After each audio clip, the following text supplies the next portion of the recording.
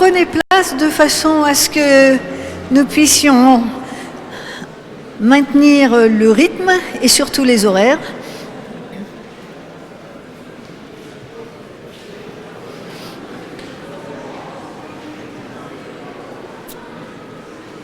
Mathilde, c'est toi qui lance les vidéos? D'accord, ça va. Ça va tomber, ça fait un mois. Merci. Voilà, merci de vous approcher, de reprendre place et nous allons redémarrer avec une vidéo qui témoigne toujours des engagements des évangéliques de la Fédération. Et Miadja, tu peux lancer la vidéo, merci.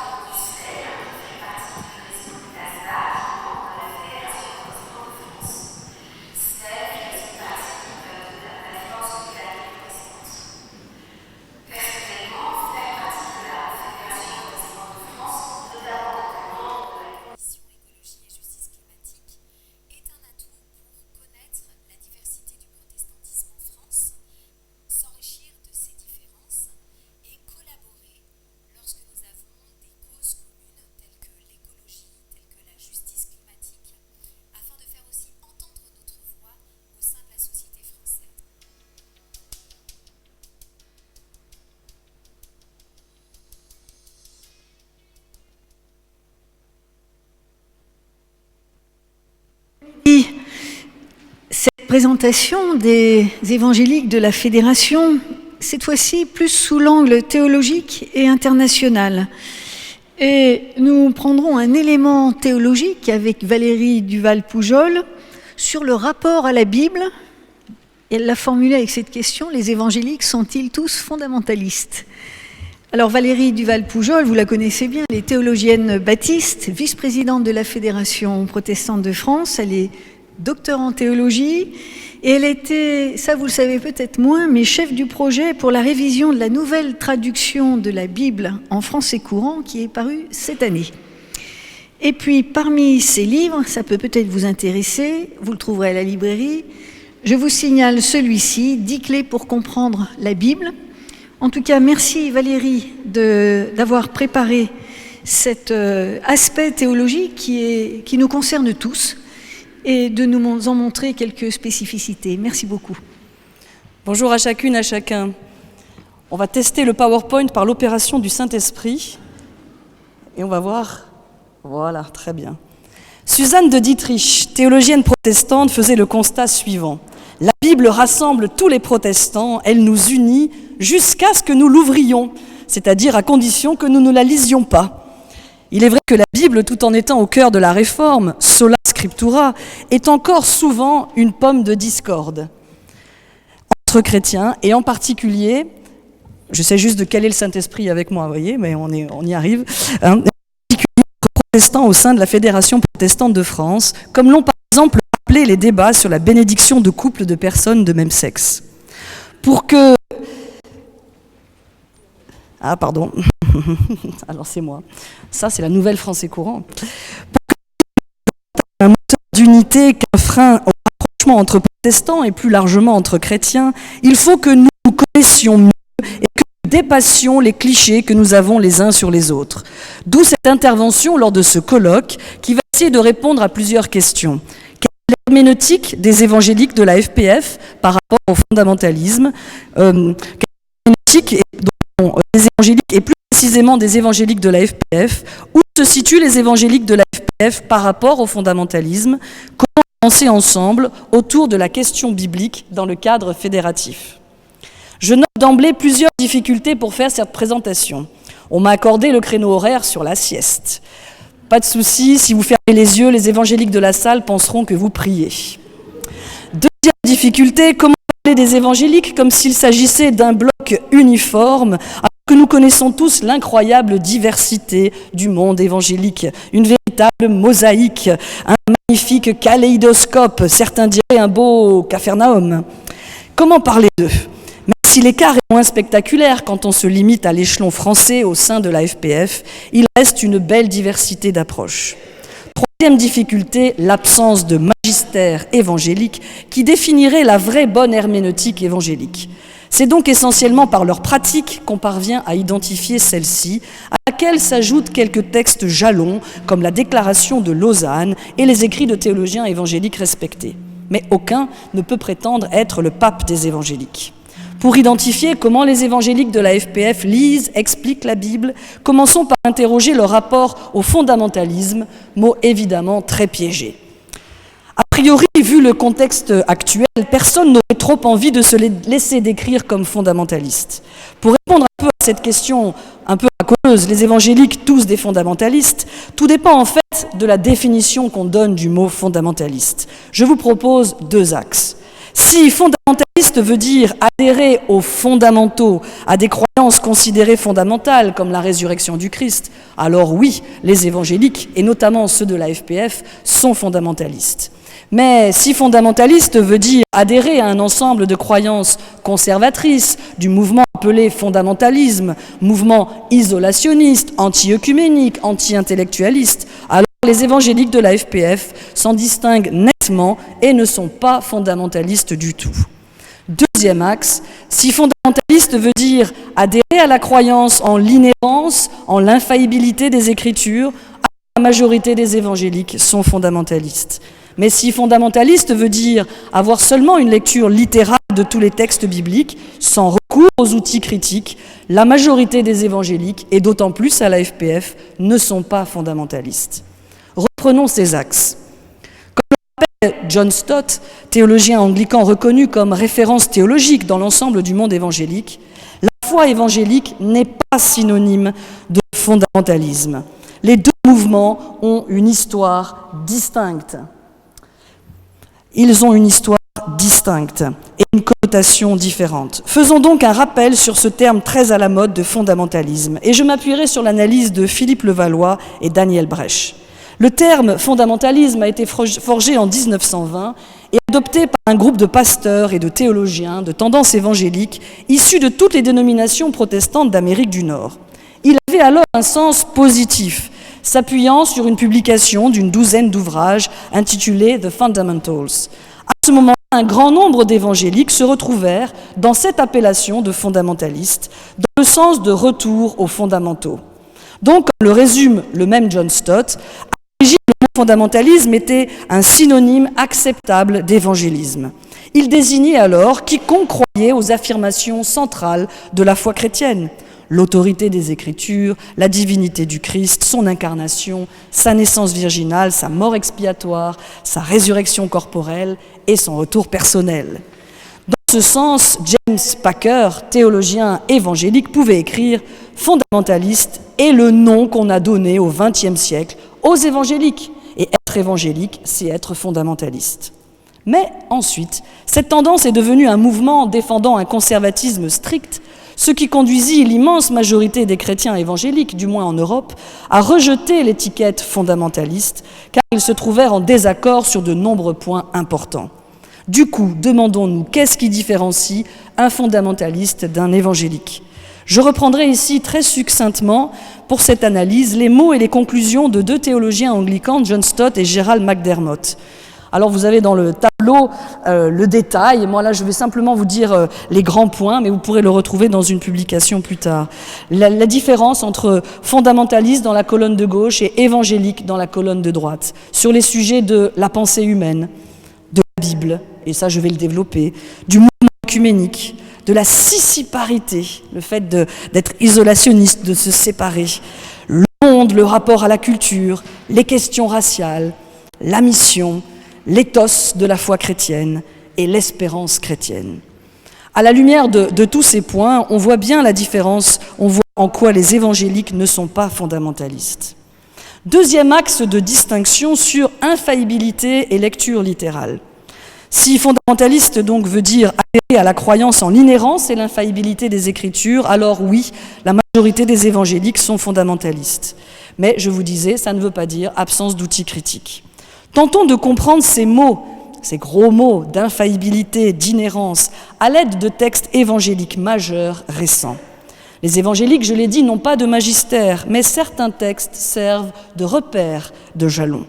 1951, la déclaration de foi de l'Alliance évangélique mondiale, reprise par le CNEF, et vous savez donc, comme on l'a dit, qu'un tiers des unions d'église du CNEF sont aussi à la FPF. Nous croyons que l'Écriture sainte est la parole infaillible de Dieu, autorité souveraine en matière de foi et de vie. Remarquez au passage que cet article sur l'Écriture est le tout premier de la confession de foi. Avant même, nous croyons en Dieu. Et comme l'a constaté Jean-François Collonges dans un article analysant ces confessions, c'est très souvent le cas dans les déclarations de foi évangéliques. Alors que dans les confessions de foi de la Réforme, comme Augsbourg ou La Rochelle, l'ordre est toujours Dieu d'abord, puis l'Écriture.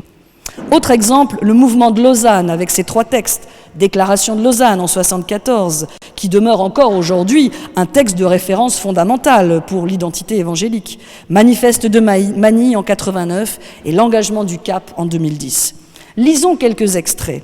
Déclaration de Lausanne. Nous affirmons l'inspiration divine, la vérité et l'autorité de l'Écriture, l'Ancien et le Nouveau Testament dans sa totalité.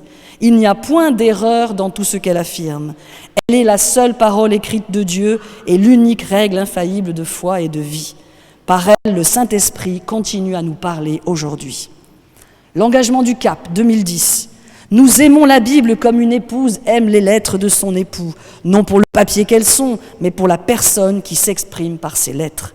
La Bible nous donne la révélation que Dieu donne lui-même de son identité, de son caractère, de ses desseins et de ses actes. Elle est le principal témoin du Seigneur Jésus-Christ. En la lisant, nous le rencontrons avec beaucoup de joie par son esprit. Notre amour de la Bible est une expression de notre amour de Dieu. Il y a aussi la déclaration de Chicago. Des théologiens évangéliques de diverses dénominations du monde entier produisirent dans les années 70 3 grands textes. Et je vous les ai mis ici. En France, le théologien Henri Blocher est associé aux travaux. Écoutons un extrait de la déclaration de Chicago 1978. Inspirée par Dieu, totalement et verbalement, l'Écriture est exempte d'erreurs ou de fautes dans tout son enseignement. Les facultés évangéliques en France sont sur la ligne de l'ensemble des textes de cette déclaration.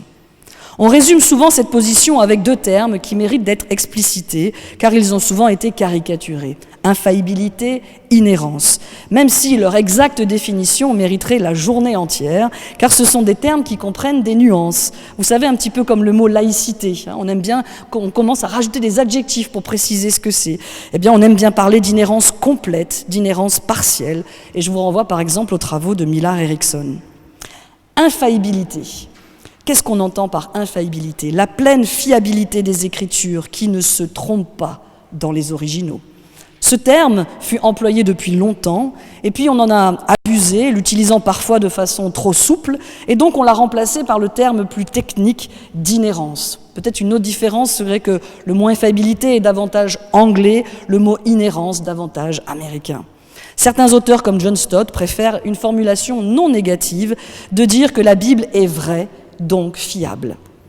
Et l'inhérence, c'est l'entière véracité, le fait de croire que la Bible ne contient aucune erreur, sa perfection, et du coup le fait qu'on peut avoir une entière confiance en elle. Pour ne pas être caricaturé, il faudrait préciser plusieurs choses sur cette croyance centrale des évangéliques, comme le fait que l'inhérence concerne ce qu'a dit l'auteur biblique et non pas mon interprétation du texte, le fait qu'elle porte sur les manuscrits originaux et non sur les copies, le fait que le genre littéraire du texte doit être pris en compte, etc. Les inhérentistes aiment rappeler que leur position n'est pas une invention récente et que ce fut la conviction constante de toutes les églises chrétiennes pendant plus de 17 siècles, et également celle de Luther et de Calvin. En général, les évangéliques français souscrivent, avec plus ou moins de conviction, à ces notions d'inhérence et d'infaillibilité, sans que cela soit réellement objet de beaucoup de discussions. Comme le constate le pasteur baptiste Matthew Sanders, si plusieurs auteurs se réclamant du protestantisme évangélique relativisent l'importance de la notion d'inhérence, en particulier l'inspiration verbale, ils continuent d'insister sur l'autorité de la Bible en se démarquant ainsi des positions barthiennes. Alors sans doute qu'on trouverait un petit nombre d'évangéliques barthiens, mais sans enquête sur le sujet, ça va être difficile à quantifier.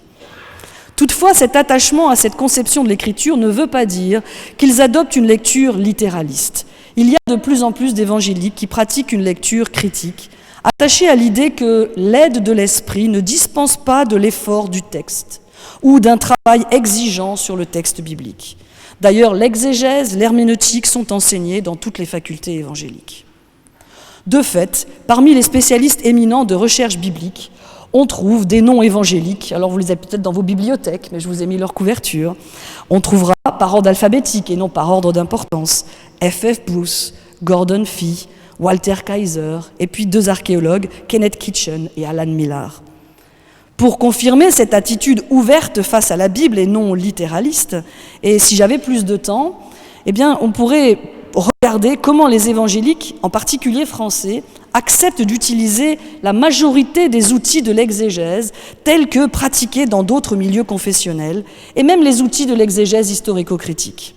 Un exemple, la critique textuelle, qui a pour objectif d'établir le texte authentique de l'écriture, d'étudier la transmission du texte en comparant les manuscrits. Eh bien, elle est désormais enseignée dans toutes les facultés évangéliques. On trouve plusieurs théologiens évangéliques spécialistes dans l'étude de la Bible grecque des Septante, notamment quand elle traduit un substrat hébreu différent de ce qui va devenir le texte massorétique. Évidemment, certains outils de la critique biblique séduisent davantage les évangéliques. L'analyse linguistique, plus que la critique des rédactions. L'analyse rhétorique, plus que les approches basées sur des modèles empruntés aux sciences sociales et humaines, comme la lecture psychanalytique. Et s'ils pratiquent la critique des formes ou la critique du genre littéraire, les résultats sont parfois encore vivement discutés.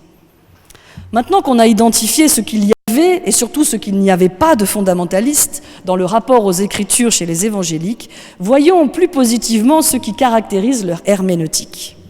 L'herméneutique des évangéliques. Ce qui est spécifique à cette herméneutique n'est pas leur canon. Ils ont le même canon que les autres protestants, avec une ignorance tout aussi marquée que les luthéro-réformés pour les deutérocanoniques ou apocryphes, qui étaient pourtant, je le rappelle, présents jusqu'au XIXe siècle dans les Bibles protestantes.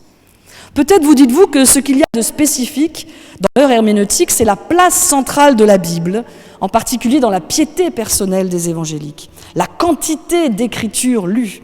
La légende urbaine, c'est que les évangéliques lisent plus leur Bible. C'est vrai qu'enfant, comme de nombreux évangéliques, on m'a appris la chanson « Lis ta Bible, prie chaque jour, si tu veux grandir ». Je vois qu'il y en a beaucoup qui l'ont apprise aussi. Et c'est vrai aussi que la centralité de la Bible demeure comme caractéristique du mouvement évangélique. Vincent, ce matin, a rappelé les 4 critères de l'historien Babington qui permettent d'identifier les évangéliques, et on trouve au cœur le biblicisme. Lorsque vous trouvez ces 4 éléments à l'œuvre, on peut être à peu près sûr d'être en face d'un croyant évangélique ou d'une église évangélique. Pourtant, les enquêtes montrent que la pratique régulière de la Bible n'est plus tout à fait une réalité saillante du côté évangélique. Certes, les chrétiens évangéliques sont les chrétiens qui lisent le plus la Bible. Selon une enquête du sociologue Jean-Paul Villem en 2010, 17% des luthéro-réformés disent lire la Bible au moins une fois par semaine, contre 74% des évangéliques. Ici, évangéliques compris au sens très large de toutes les familles évangéliques. Mais les enquêtes révèlent aussi qu'ils la lisent de moins en moins. En 7 ans, de 2010 à 2017, une autre enquête, la lecture assez régulière de la Bible, une fois par semaine ou plusieurs fois par mois, perd beaucoup de terrain, passant de 78% à 53%. À peine plus d'un évangélique sur 2 lit sa Bible, soit chaque semaine, soit plusieurs fois par semaine. Ces chiffres ont été donnés, commentés par Étienne Lermenot, pasteur et enseignant baptiste lui-même, sinon on ne l'aurait sans doute pas cru. La catégorie des évangéliques, donc ceux qui ne lisent pas ou quasiment jamais la Bible, a progressé de 21 points, passant de 15 à 36%. Vous avez bien entendu, nous sommes en train de dire qu'un évangélique sur 3 ne lit pas ou très rarement sa Bible. Donc je reviens à ma question, qu'est-ce qui caractérise l'herméneutique des évangéliques ? Un ensemble de traits qu'on pourrait retrouver chez d'autres chrétiens, mais vécus avec davantage d'emphase chez les évangéliques. Voyons ensemble ces accentuations spécifiques. Je ne les donne pas par ordre d'importance, elles sont concomitantes. Première caractéristique, l'accent sur la force normative de la Bible. Elle est perçue comme un code de la route, faisant autorité dans tous les domaines de la vie du chrétien. La lecture du texte vise une mise en pratique. Il se demande peut-être moins « que dois-je penser ?» »,« que dois-je croire ?» et plutôt « que dois-je faire ?» assoiffé de conseils pratiques. Zumstein a appelé cela un usage bibliciste des Écritures, et on aime l'expression, il est vrai, « la Bible dit que ». On aime truffer nos conversations, nos prédications de citations de versets bibliques qui semblent confirmer ce qu'on soutient pour assurer à son propos une crédibilité indiscutable. Vous savez que Calvin compare la Bible à des lunettes pour lire le monde, expression souvent citée par notre président. Peut-être pour poursuivre l'image, on pourrait dire que les évangéliques mettent leurs lunettes en permanence, des matins pour le petit déjeuner, dans le bus au travail, et que peut-être d'autres les mettent, les enlèvent, les remettent. Une des conséquences de cette attitude est que certains pensent qu'en obéissant à la lettre des Écritures, ils obéissent à l'esprit. Cela induit 2 types de lectures identifiés par André Gounel. Du côté évangélique, on se dit que tout ce que l'Écriture ne commande pas, n'autorise pas, elle l'interdit. Dans cette position, on va chercher à trouver un verset biblique pour toute situation, car sinon on a l'impression que ce n'est pas permis. Par exemple, pendant la Réforme à Zurich, un anabaptiste nommé Grebel enseignait que la scène ne peut se célébrer que le soir, puisque Christ l'a instituée au moment du souper. C'est écrit. Sans verset permettant quelque chose, autre chose, on se dit que ça n'est pas permis. Alors que pour d'autres, tout ce que la Bible n'interdit pas, elle le permet. Du moment qu'il n'y a pas d'interdiction, nous sommes libres de le faire, même s'il n'y a pas de commandement explicite. Et on voit un exemple de cela dans un document de 1990 de la Fédération protestante, sur le dialogue. Il y a un paragraphe sur l'interprétation de la Bible, et voici la conclusion sur l'autorité des Écritures. Cette autorité est-elle exclusive au point qu'il ne faut retenir pour légitime et normatif que ce qui y est affirmé explicitement ? Ou peut-on estimer qu'il n'est pas contraire à l'Écriture d'accepter certaines traditions développées par l'Église au cours de son histoire comme valables et légitimes ? Seconde caractéristique ou accentuation, la valorisation d'un rapport direct au texte, une identification personnelle avec les acteurs du texte.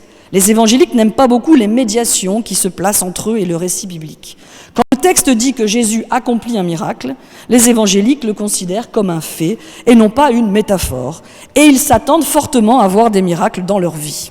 Selon une enquête à nouveau du sociologue Jean-Paul Willem, 13% des luthéro-réformés comptent sur une guérison miraculeuse en cas de maladie, contre 73% des évangéliques. Le sondage ne dit pas combien ont réellement vécu une guérison miraculeuse dans leur vie. Mais en tout cas, au niveau des attentes, on voit bien une différence nourrie par cette lecture. Du coup, dans les églises évangéliques, on aimera prêcher sur les textes d'intervention miraculeuse. Prenons les Actes au début du chapitre 12.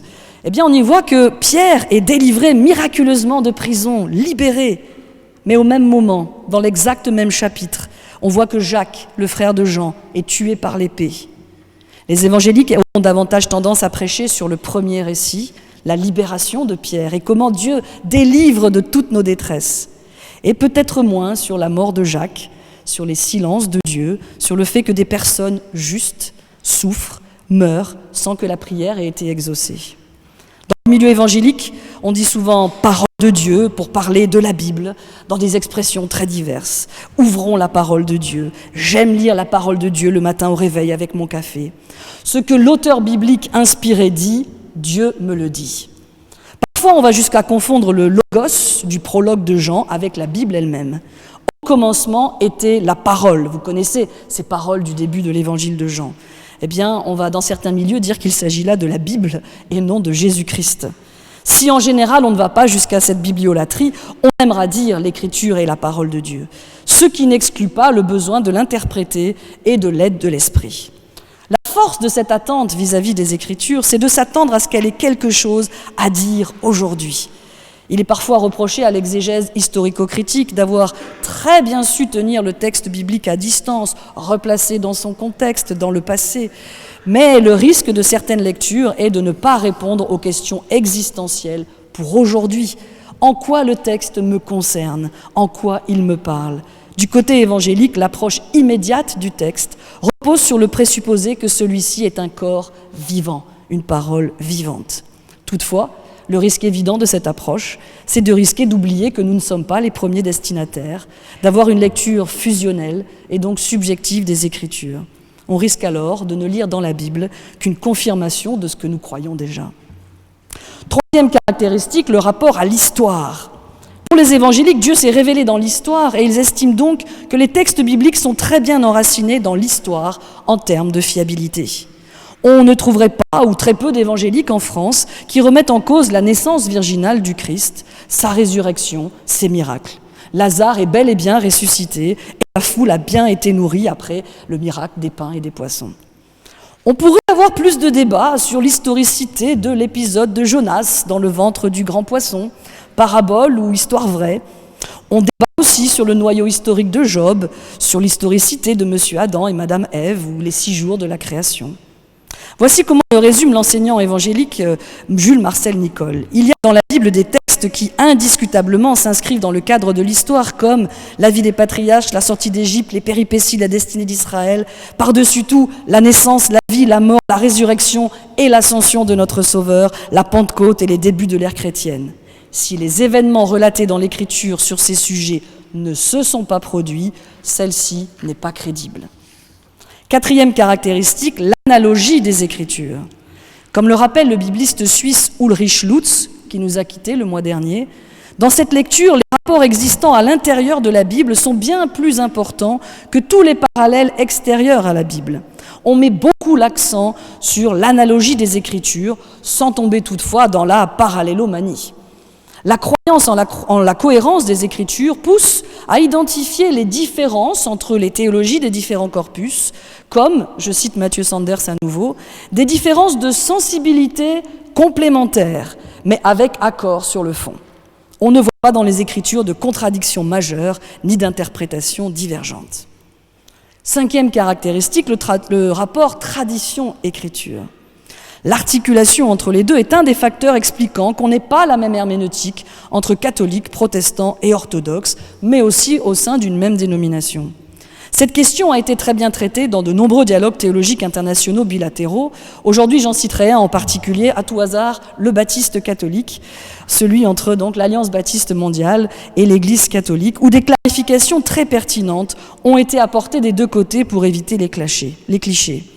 Ce dialogue a pointé que l'une des faiblesses des baptistes et plus largement des évangéliques est la tendance à confondre sola scriptura et nuda scriptura. Sola scriptura, ce principe cher aux réformateurs, l'écriture seule, ne veut en effet pas dire une écriture nue, déconnectée de toute histoire, de toute tradition. Les évangéliques oublient combien la tradition les influence bien plus que ce qu'ils ne le pensent. Ils ignorent souvent comment la Bible est devenue la Bible, l'histoire du canon, la transmission des textes. Ils pensent qu'on possède les originaux du texte biblique, comme c'est d'ailleurs écrit de façon mensongère dans beaucoup de premières pages de Bible et pas qu'évangéliques. Ils oublient que le texte lu aujourd'hui est lui-même le fruit d'une tradition, d'une histoire. 6e, avant-dernière caractéristique, une herméneutique christocentrée. Évidemment, Luther déjà a proclamé « Was Christus treibt » pour l'interprétation des Écritures. Il répétait dans la lignée de tant de théologiens qui l'avaient précédé « Toutes les Écritures nous montrent le Christ ». Sans doute, du côté évangélique, on n'innove pas en pratiquant cette exégèse christocentrique, mais on accentue cet aspect. On va par exemple aimer souligner une certaine continuité entre l'Ancien et le Nouveau Testament, avec un intérêt fort pour la lecture typologique, comment tel personnage préfigure Jésus-Christ. 7e caractéristique, un rapport magico-religieux avec l'objet Bible lui-même. Ce n'est pas directement une caractéristique de leur herméneutique, mais c'est bien un trait de certains évangéliques, un rapport quasi amoureux, certains diraient fétichiste, avec l'objet Bible lui-même. Il faut qu'il y ait écrit Sainte Bible sur la couverture, sinon ce n'est pas une Bible. On ne pose rien sur une Bible, même pas sa tasse de café. On aime les paroles de Jésus en rouge. L'objet est sacré, investi de croyance, peut-être qu'il pourrait protéger. Donc 7 caractéristiques sur cette herméneutique qui, je le répète, peuvent se retrouver chez d'autres, mais particulièrement accentuées. Dans les dernières minutes, je voudrais nous interroger sur comment avancer ensemble à propos de la Bible dans le cadre fédératif. Quelles pistes pour lire la Bible ensemble, mieux comprendre nos herméneutiques, moins s'excommunier. Ce que je vais dire pour la FPF serait sans doute valable aussi plus largement pour les autres dénominations chrétiennes. Je crois que la principale piste est d'encourager les lieux de débat, de rencontres entre des protestants ayant des herméneutiques différentes. Et pourtant, il n'existe vraiment très peu de lieux de réflexion. Après avoir analysé des déclarations de foi évangélique, le luthérien Jean-François Collonges, que je citais tout à l'heure, déclarait « Ce qui manque sans doute dans la perspective évangélique, c'est un sens profond de l'altérité. Altérité de Dieu d'abord, mais corrélativement, altérité de l'autre. » Je reçois cette critique. Mais au fond, je pense que ce manque d'altérité dans le dialogue théologique, ou tout simplement dans le chemin de foi et de spiritualité de chaque croyant, est la grande menace pour chacun d'entre nous, le risque de l'entre-soi. La Bible elle-même peut certes nous offrir un petit peu de cette altérité, mais il faut aller plus loin et oser la lecture de la Bible avec d'autres aussi. Alors faisons un rêve, que nous devenions des Philippe les uns pour les autres. Vous vous souvenez de cette histoire, cet épisode, Philippe et le haut fonctionnaire, l'eunuque éthiopien sur son char qui lit le rouleau d'Ésaïe. Je rêve qu'un évangélique lise la Bible, alors un luthéro réformé s'approche et lui demande « Comprends-tu ce que tu lis ?» Et l'évangélique de lui répondre « Comment le pourrais-je si je n'ai pas de guide ?» Et le luthéro réformé de s'asseoir à côté de lui, de lui expliquer le texte, ce que ce texte veut dire, son contexte, son actualité. Inversement, je rêve qu'un luthéro réformé lise les Écritures, alors un évangélique s'approche et lui demande « Comprends-tu ce que tu lis ?» Et le luthéro réformé de lui répondre « Comment le pourrais-je si je n'ai pas de guide ?» Et l'évangélique s'assied avec lui et lui explique ce que le texte veut dire, son contexte et son actualité. Quelle est la dernière fois que vous avez lu, que vous avez ouvert la Bible avec quelqu'un qui n'est pas de votre chapelle ? L'avez-vous jamais fait ? Bien.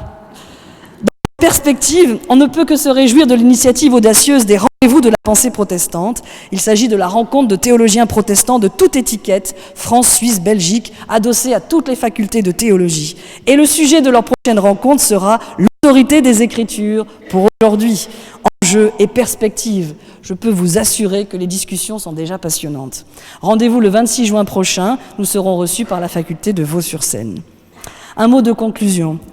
Nous avons beaucoup parlé de protestantisme et pourtant les enjeux débordent ce cadre. Et je voudrais pour conclure citer un auteur catholique.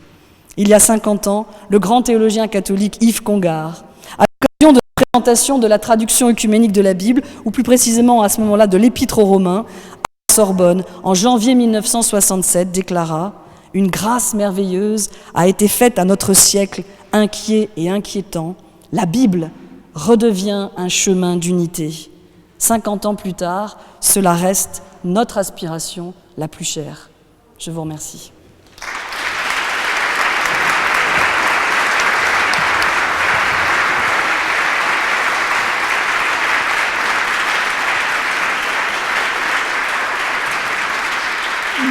Merci beaucoup Valérie pour cette présentation stimulante et qui ne manquera pas, j'en suis sûre, de prolonger les débats entre nous et avec ce rendez-vous que tu as annoncé donc pour la fin de l'année au mois de juin.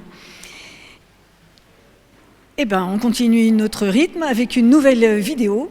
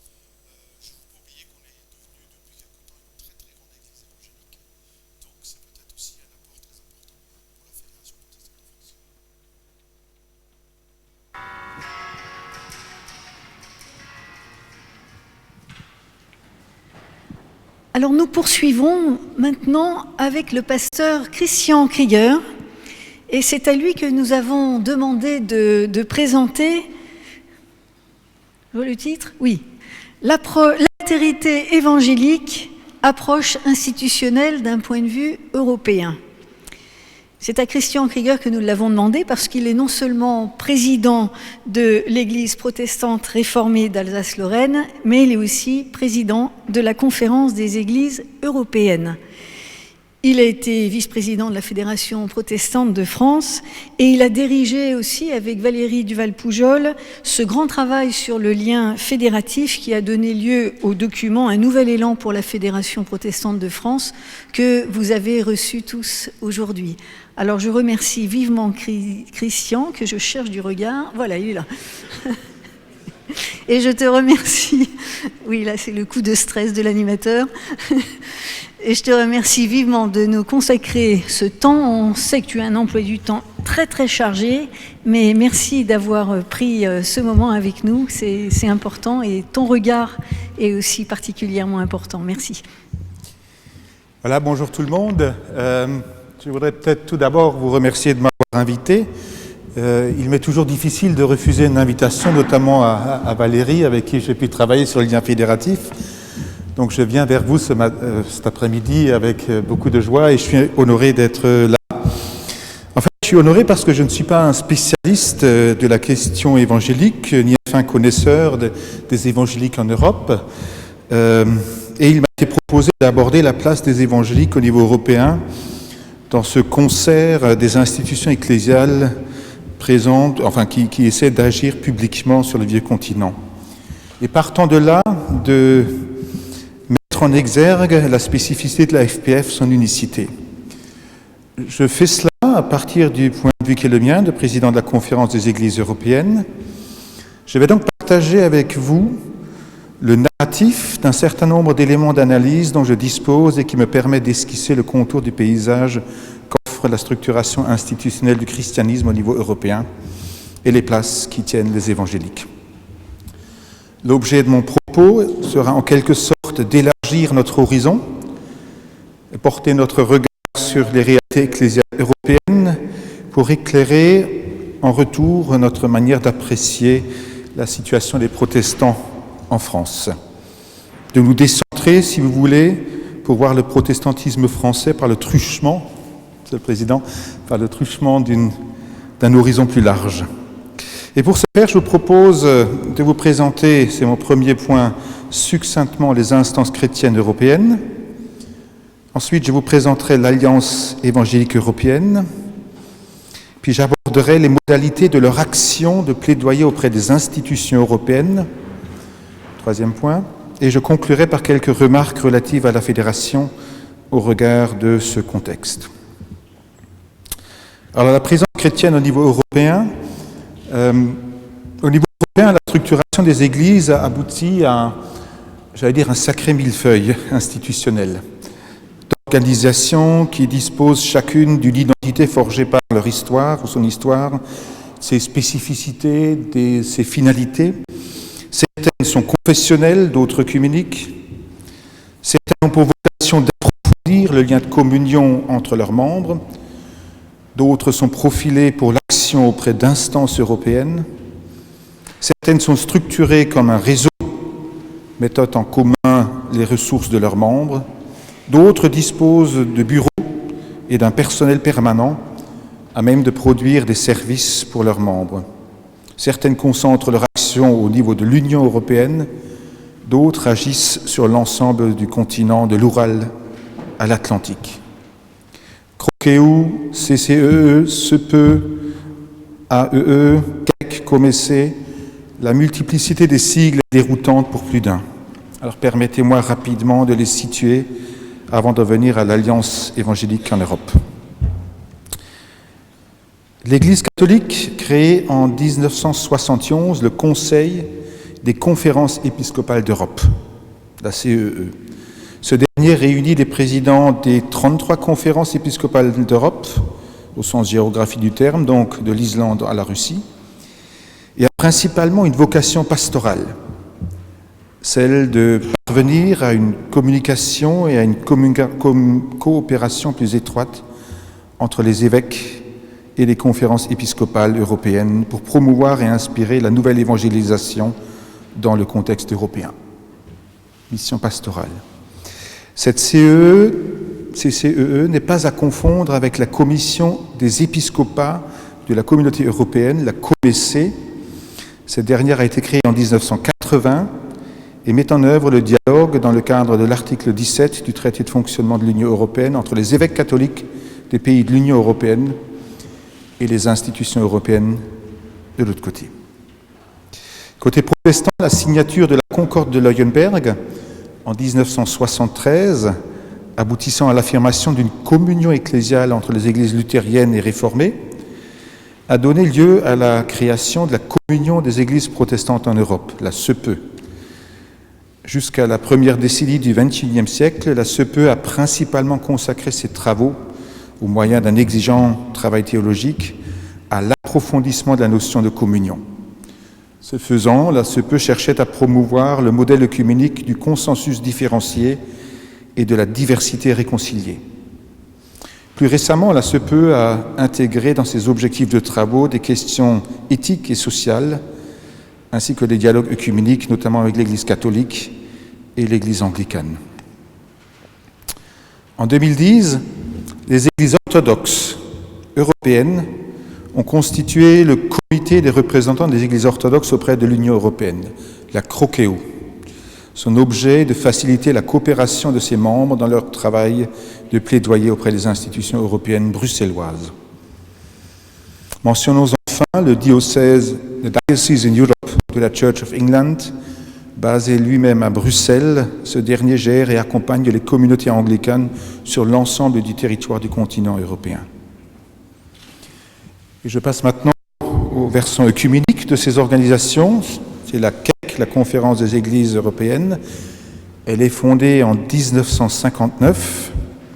C'est une organisation ecclésiale de coopération œcuménique sur le territoire européen, dans le sens large. Elle regroupe les familles ecclésiales orthodoxes, apostoliques arméniennes, protestantes, et d'ailleurs protestantes, il faut entendre luthériens, des réformés, des baptistes, des méthodistes et l'armée du salut, la famille anglicane et la famille vieille catholique. La CEC est composée de 114 églises à ce jour. Elle est présente dans plus d'une quarantaine de pays européens. Elle représente environ 130 millions de chrétiens. Ces églises membres présentent une considérable diversité. Les unes comptent leurs membres en dizaines de millions, d'autres en quelques centaines, voire quelques milliers.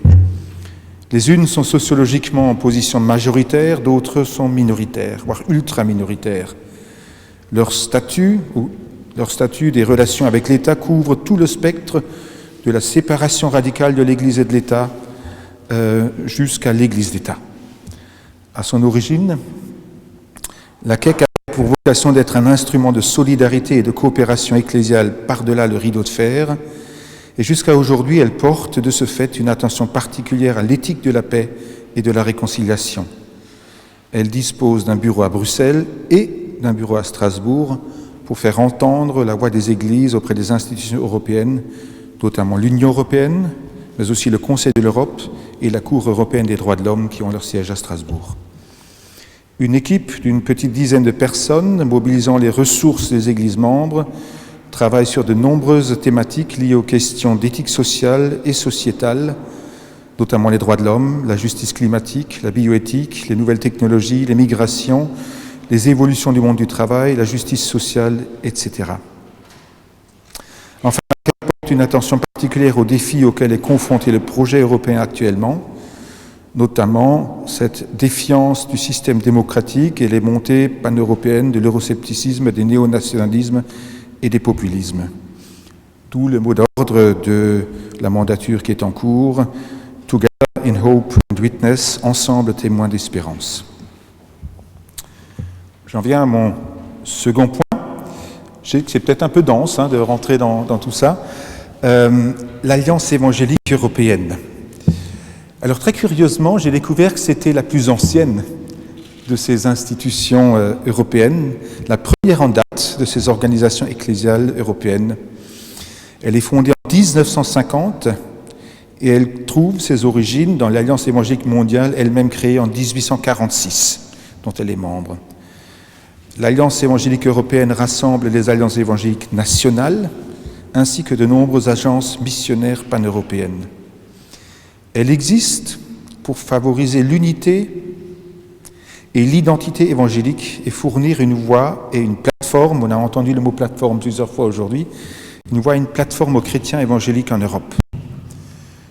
L'Alliance évangélique européenne résume volontiers sa mission et son action par le slogan « Connecté » dans un but commun, c'est-à-dire mettre en relation, « Équipé » pour une mission globale, c'est-à-dire produire des ressources et des services, et « Représenté » au moyen d'une voie unifiée, c'est-à-dire porter la voix des évangéliques au niveau européen. L'Alliance évangélique européenne est une organisation légère et d'une certaine manière hybride. Elle annonce représenter 23 millions de chrétiens évangéliques recensés par Sébastien Fath. Elle est présente dans 35 pays européens. Elle est structurée autour d'alliances nationales. Et ça, c'est intéressant. C'est pour ça que je parle d'une certaine forme d'hybridation. Et de ce fait, elle est en fait tributaire des organisations nationales, des configurations nationales. En Europe, par exemple, et c'est aussi le cas en France, les alliances évangéliques nationales sont principalement composées d'églises ou d'unions d'églises évangéliques. En Europe de l'Ouest, Suisse, en Allemagne, ces alliances évangéliques nationales sont composées d'individus ou de communautés. Donc des pasteurs ou des chrétiens luthériens réformés, par ailleurs membres d'églises luthériennes réformées, appartiennent en Suisse, en Allemagne, à l'Alliance évangélique nationale et sont donc de ce fait aussi membres de l'Alliance évangélique européenne. En France, le CNEF est reconnu comme l'Alliance évangélique nationale et à ce titre est membre de l'Alliance évangélique européenne. Et de ce fait, si je compare avec la situation allemande ou suisse par exemple, les personnes de spiritualité évangélique ou piétiste membres de l'Église protestante unie ou de l'Union des Églises protestantes d'Alsace et de Lorraine ne sont pas représentées au niveau de l'Alliance évangélique européenne. Qui connaît la culture évangélique ne sera pas surpris d'apprendre qu'il s'agit principalement d'un réseau de groupes de travail animés par un secrétariat général. Ce réseau permet de partager les documents produits par les alliances évangéliques nationales ou leurs membres. Dans son programme sociétal et politique, l'Alliance évangélique européenne travaille principalement sur les thématiques de la liberté de religion et de conviction. C'est vraiment une question fondamentale pour eux. En tant qu'Église minoritaire dans un certain nombre de pays, le risque de discrimination est tellement important que le travail sur la liberté religieuse est un aspect fondamental. Travaille aussi sur la liberté d'expression de tous et la dignité humaine et le caractère sacré de la vie. Vous voyez derrière cela les questions de procréation, de fin de vie ou d'éthique sexuelle. Plaider en faveur de la liberté d'expression religieuse dans l'espace public est un réel enjeu pour les églises évangéliques, notamment dans les pays de l'Est. Et Harry de Pater, qui est l'actuel représentant de l'Alliance évangélique européenne auprès des institutions bruxelloises, d'affirmer « Nous avons besoin, je cite, d'une place publique civile qui offre de l'espace pour une grande variété de voix, y compris la voix des chrétiens. » L'Alliance évangélique européenne aborde par ailleurs la question du populisme, des migrations, de l'évangélisation dans un monde multireligieux et de l'art. L'expression artistique de l'art. À Bruxelles, ça c'est un autre aspect extrêmement important, je trouve. Cette Alliance évangélique européenne travaille par l'intermédiaire d'un one-man office, occupé seulement 3 jours par semaine. Il est certes établi depuis 25 ans, et ce bureau a vocation de porter la voix des évangéliques au niveau des institutions européennes. Il travaille principalement dans le but d'établir des contacts et de bonnes relations avec les parlementaires européens et les personnes travaillant dans les institutions européennes. Bien qu'il ne dispose pas de personnel permanent et qu'il n'est occupé qu'à temps partiel, ce bureau est bien identifié, du moins dans le monde des acteurs chrétiens. Il n'a toutefois pas de réel accès à haut niveau et officie principalement selon une logique de représentation. Je le souligne parce que ça montre aussi les limites. J'ai parlé de 23 millions, j'insère ici une petite glose, je parlais de 23 millions représentés par une personne 3 jours par semaine, et vous prenez l'EKD, l'Église évangélique allemande, seulement 22 millions, mais représentée par un bureau de 10 personnes permanentes toute l'année. Voilà. Je donne la parole aussi à Julia Doxa-Purser, qui a été la première responsable du bureau de Bruxelles de l'Alliance évangélique européenne. Elle résume l'approche méthodologique de ce dernier comme suit. Notre style de travail, je cite, principal à Bruxelles se situe dans les coulisses et dans l'influence que nous pouvons avoir lors de rencontres personnelles et dans les conversations avec les personnes qui façonnent les idées. Fin de citation. Elle a conscience que dans les milieux évangéliques, l'intérêt pour les questions sociétales et politiques a considérablement évolué depuis 2 décennies, passant d'un délaissement ou d'un désintérêt vers un engagement de plus en plus actif. Elle fait le constat que les évangéliques sont résolument, je reprends le titre de Réforme, mobilisés pour le bien commun. Julia Doxa-Purser voit dans l'engagement sociétal et politique des églises la concrétisation de la vocation chrétienne d'être celle de la terre et lumière du monde. Pour l'Alliance évangélique européenne, il est essentiel de chercher à influencer l'orientation future de l'Union européenne et de peser sur les décisions politiques qui sont prises. Je voudrais clore cette deuxième partie en mentionnant que la structuration de l'Alliance évangélique européenne induit, je reprends un terme franco-français maintenant, 2 types de double appartenance. La première double appartenance, il s'agit d'églises ou d'unions d'églises qui, par le biais des alliances évangéliques nationales, sont à la fois membres de l'Alliance évangélique européenne et de la CEC, et donc doublement représentées auprès des institutions européennes. C'est le cas des baptistes, des méthodistes, de l'Armée du Salut, ou de quelques rares églises issues de la migration proches de la CEC ou de la Churches Commission for Migrants in Europe, CCME.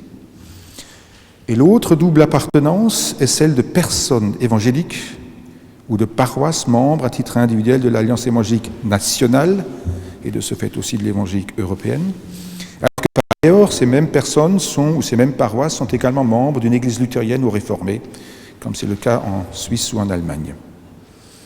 Je n'ai pour l'instant, et j'ai presque plaisir à le dire ici, je n'ai pour l'instant aucun élément qui me permettrait d'affirmer l'existence de quelconque tension résultant de ces doubles appartenances. Les différences de finalité entre la CEC et l'Alliance évangélique européenne, de même que probablement aussi la relative fragilité ou faiblesse de la présence de l'Alliance évangélique européenne à Bruxelles, expliquent probablement cela.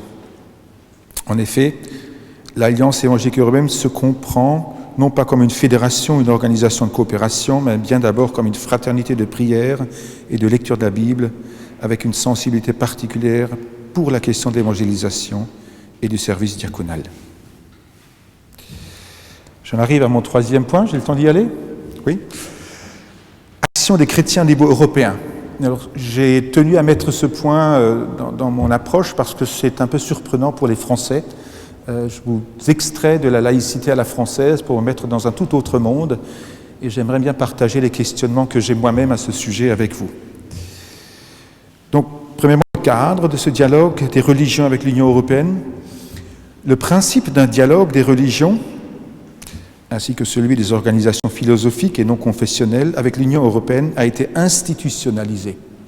C'est ça qu'il faut entendre, par le traité de Lisbonne. En effet, dans l'article 17, c'est le dernier article des principes fondamentaux, sont stipulées 3 affirmations dans 3 alinéas, et je vous les lis. Le premier, l'Union européenne respecte et ne préjuge pas du statut dont bénéficient, en vertu du droit national, les églises et les associations ou communautés religieuses dans les États membres. En gros, l'Union européenne s'interdit d'interférer dans l'établissement des relations avec les cultes de ses États membres. Elle estime qu'il n'est pas de sa vocation de questionner la Kirchensteuer en Allemagne, le statut de la reine d'Angleterre comme chef de la Church of England ou la laïcité en France. Pas son affaire. Deuxième article qui est semblable, mais qui touche alors aux organisations philosophiques ou aux humanistes, comme on dit à Bruxelles. L'Union respecte également le statut dont bénéficient en vertu du droit national les organisations philosophiques et non confessionnelles. De même donc, l'Union s'interdit d'interférer dans la reconnaissance statutaire dont peut bénéficier une organisation philosophique dans l'un des États membres. Et maintenant vient le 3e article qui est assez déterminant. Reconnaissant leur identité et leur contribution spécifique, L'Union maintient un dialogue ouvert, transparent et régulier avec ses églises et ses organisations. Par cette troisième alinéa, l'Union européenne s'oblige, par une disposition qui a pratiquement rang constitutionnel, à un dialogue ouvert, transparent et régulier avec les cultes, les religions et les organisations philosophiques et non confessionnelles reconnues par ses États membres. Cet énoncé a été élaboré dans une période où l'Union européenne est confrontée à une crise d'identité suite à la chute du mur de Berlin et à l'effondrement de l'Union soviétique, et alors que Jacques Delors, président de la Commission européenne, conscient de la nécessité de trouver une âme pour l'Europe, avait engagé officieusement ce dialogue avec les religions et les familles philosophiques. L'organisation de ce dialogue n'est pas précisée au niveau européen et elle est laissée à la libre appréciation des présidents de l'Union et de la Commission lors de leur prise de fonction. Donc on va voir ce qui va se passer maintenant, mais je vous parle d'où on vient. Mais je voudrais encore attirer votre attention sur un autre aspect. En fait, on pourrait se réjouir d'avoir un cadre bien établi du dialogue entre l'Union européenne et les cultes et les religions, mais il ne faut pas omettre de mentionner la réelle portée de ces trois articles. En effet, si un État de l'Union européenne reconnaît pour une quelconque raison que ce soit une secte, comme église ou comme organisation philosophique, l'Union européenne l'admettra pour participer au dialogue établi par l'article 17.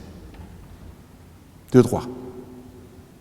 Prenez l'église de Scientologie, si un pays européen la reconnaît comme église, l'église de Scientologie dialoguera avec les instances de l'Union européenne. J'en arrive aux modalités de ce dialogue, et ça va être très intéressant pour la question de la représentativité que je reprendrai tout à l'heure. Ce dialogue avec les religions et les institutions européennes est mené à 4 niveaux différents. Et je voudrais vous les présenter. Il est mené au niveau du Parlement européen. L'un des vice-présidents est en charge d'organiser régulièrement, normalement 2 fois par an, un séminaire où les religions et les humanistes s'expriment sur un des sujets à l'agenda parlementaire, et cela en présence des parlementaires européens en charge de cette question. Par le passé, j'ai participé à une session ou un séminaire sur les religions et les droits de l'homme, ou un séminaire sur le défi que représente l'intelligence artificielle aujourd'hui. Deuxième niveau, au niveau de la Commission européenne, le premier vice-président invite annuellement à alors c'est toujours en anglais, désolé, un High Level Religious Leader Meeting, donc une rencontre avec les leaders religieux. Ces rencontres offrent à une demi-douzaine d'invités, on n'est pas nombreux autour de la table, l'occasion de s'exprimer sur les enjeux européens et les orientations politiques de l'Union. La seule réunion de ce type à laquelle j'ai pu participer jusque-là me semblait plutôt s'apparenter à une complaisante conversation politique générale et non à une réunion de travail dont la Commission attendrait des résultats concrets. Peut-être l'élément majeur, c'était la sortie de la réunion avec l'emplacement où qui devait se placer où sur la photo à côté des vice-présidents Frans Timmermans.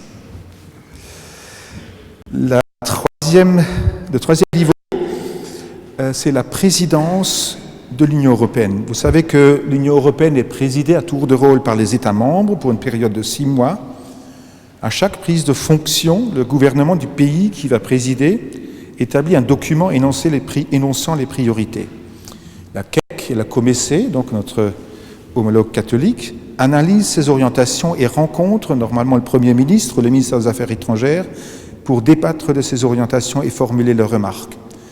Alors pour nous, c'est régulièrement le lieu ou l'occasion de questionner la primauté qu'accordent les politiques européennes à la croissance économique et de faire valoir 2 textes de référence, notamment celui qui énonce la stratégie de l'Union européenne du développement durable. On appelle là les social pillars qui ont été adoptés en 2017, les 3 piliers que sont le social, l'économie et l'environnemental comme structuration des développements durables, où on fait référence aux 17 objectifs des SDGs, donc les objectifs de développement durable pour l'horizon 2030. Et j'en arrive à mon dernier point de dialogue, c'est en fait le travail au quotidien. J'ai encore un peu de temps ? C'est le travail au quotidien auprès des parlementaires, des instances et du personnel des institutions européennes. Là, il s'agit principalement d'un travail de participation à des commissions, des groupes de travail, des groupes thématiques et bien évidemment de la représentation.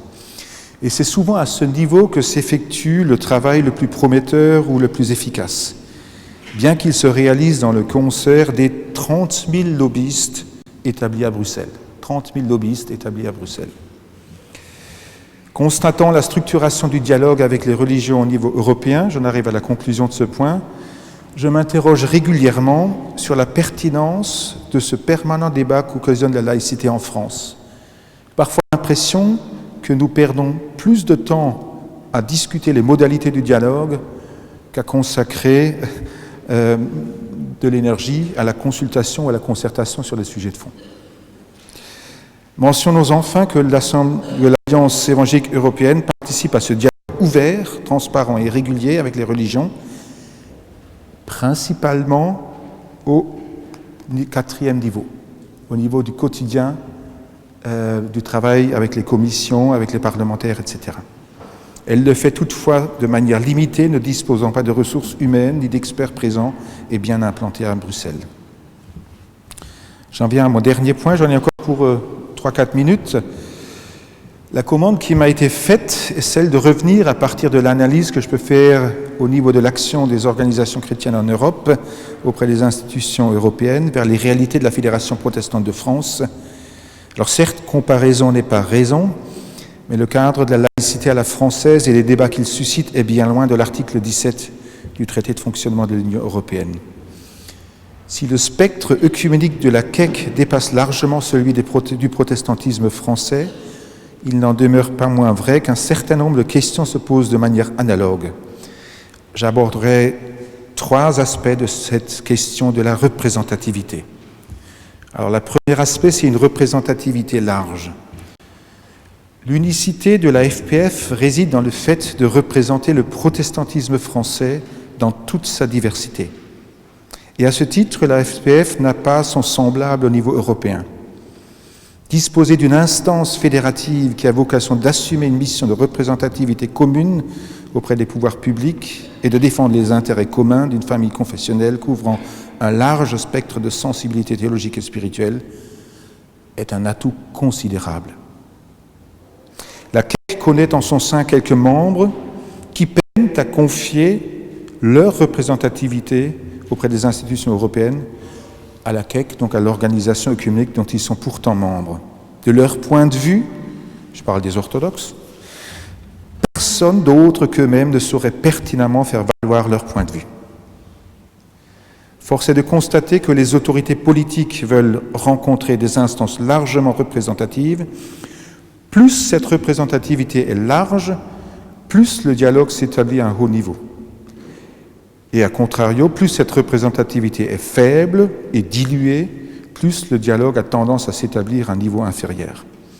La multiplication des intervenants fragilise en quelque sorte la portée du dialogue. Au niveau européen, 2 organisations s'imposent comme les partenaires du dialogue au plus haut niveau. C'est d'un côté la CEC et de l'autre côté la COMECE. Elles s'expriment respectivement pour 130 millions de chrétiens pour la CEC et 255 pour la COMECE. Ainsi, admettre une représentativité large et forte amplifie la portée politique de l'action. Cet aspect est d'autant plus important que le dialogue n'est pas mené au seul niveau du christianisme, mais mobilise toutes les religions. Ainsi, dans une Europe en quête de narratif, de son unité, une parole chrétienne unifiée s'avère d'autant plus pertinente. C'est l'intérêt politique de l'étroite collaboration que je cherche à mettre en œuvre avec nos partenaires catholiques. Deuxième point du retour vers la FPF, une parole pour tous. Et c'est là le revers de cette médaille. Plus cette représentativité est forte et le spectre des sensibilités large, plus le discours proposé comporte nécessairement des zones grises, voire pour certains sujets particulièrement sensibles, cette parole manque de profil. C'est un vrai dilemme que d'énoncer une parole à la fois audible, communicable et pertinent, dans laquelle tous les membres et toutes les sensibilités spirituelles et théologiques d'une organisation XXL puissent se retrouver. Je reprends ton terme, François. Pour le dialogue avec les institutions européennes, la diversité des points de vue que connaît la CEC s'exprime principalement au niveau du travail quotidien auprès des parlementaires, des instances et du personnel des institutions européennes et dans les groupes de travail. C'est-à-dire, la diversité est mise au niveau 4. Elle ne s'exprime pas au plus haut niveau. Partant de cette expérience, la Fédération protestante de France a, à mon sens, intérêt, d'une certaine manière, vous voyez, je mets beaucoup de prudence dans mon propos, à faire le deuil d'une parole très profilée, notamment sur les sujets qui clivent en son sein. Cette exigence me semble vraie tant pour les évangéliques que pour les lutteurs réformés. Au risque de frustrer les communicants parmi vous, la justesse d'un propos me semble être un critère fondamental d'une parole fédérative. Et puis le dernier aspect, la complémentarité des finalités. La CEC n'a pas de souci majeur avec l'Alliance évangélique européenne, et l'inverse c'est vrai également. Aujourd'hui, les deux organisations cherchent plutôt à voir comment développer des coopérations entre des instances éloignées l'une de l'autre, tant de par leurs différences de fonctionnement que de structuration.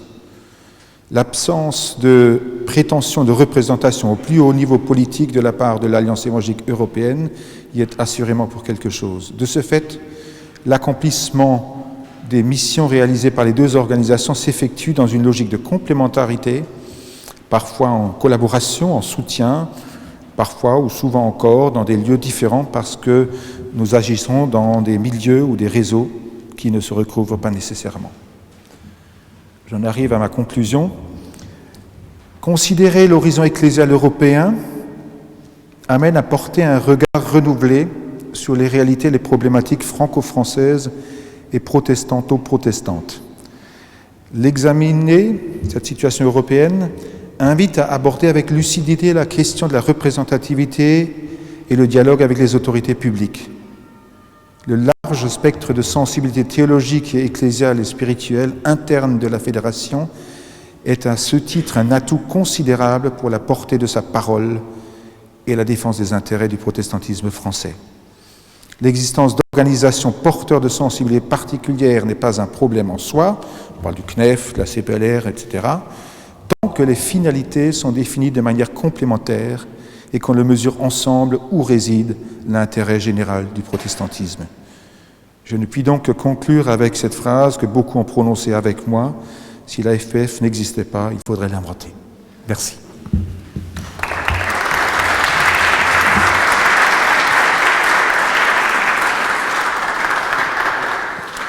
Merci beaucoup, Christian, pour cette ouverture que tu nous as proposée, l'importance de ces liens institutionnels, leur fonctionnement, et puis aussi ces points de vigilance où tu nous rends attentifs, ainsi que leurs enjeux. Merci beaucoup. Alors, on va regarder encore une vidéo, et puis après, on aura un petit moment de pause, mais je vous ferai une ou deux annonces avant.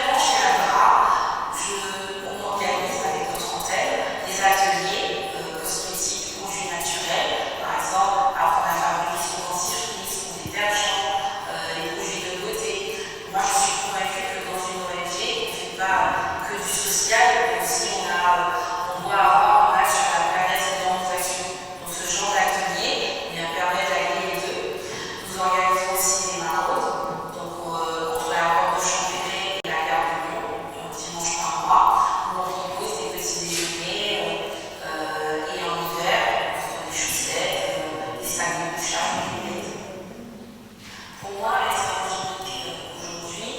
c'est être un chrétien protestant qui étudie la parole de Dieu, mais surtout qui vit au quotidien dans une société par ses valeurs.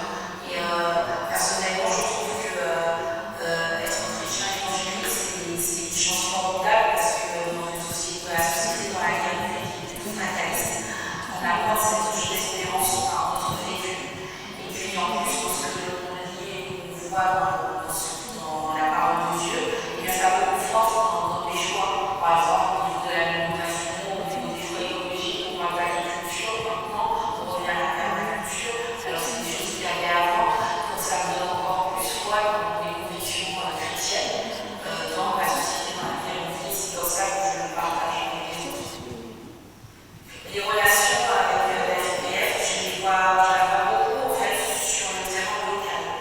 Par exemple, nous à Neuilly, on travaille avec l'entrée protestante de Neuilly, avec le réseau Vive la Neuilly qui regroupe plusieurs communautés chrétiennes qui sont sur le territoire, et ensemble on arrive à mener des actions beaucoup plus larges que si on était isolés tout seul dans notre coin. Et je trouve que le fait comme ça de travailler ensemble, c'est ce qui nous fédère.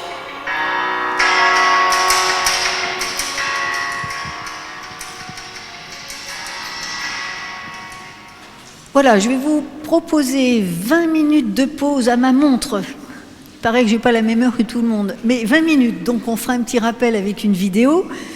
Et nous enchaînerons ensuite tout à l'heure avec une table ronde qui sera animée par le pasteur Jean-Raymond Stauffacher, qui est pasteur à Marseille et qui est président de l'Union nationale des églises protestantes évangéliques de France.